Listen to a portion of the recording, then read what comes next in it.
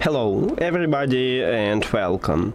In this video I'm going to show you how to manage transparency mode on your earbuds EDIFIER NeoDots.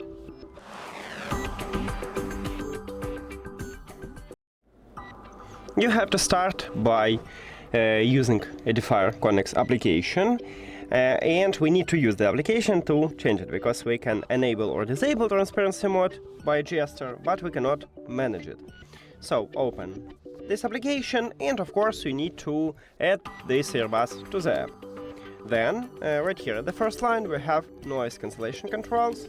You need to tap at this line, and then we need to select ambient sound, what is the same as transparency, to manage it.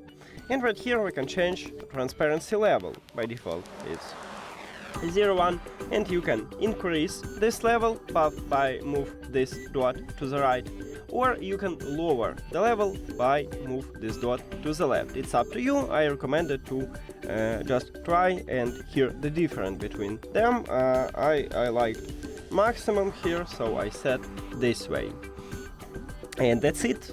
Thank you for watching this video. If you found it helpful, please consider subscribing to the channel and leave the like on the video. See you later!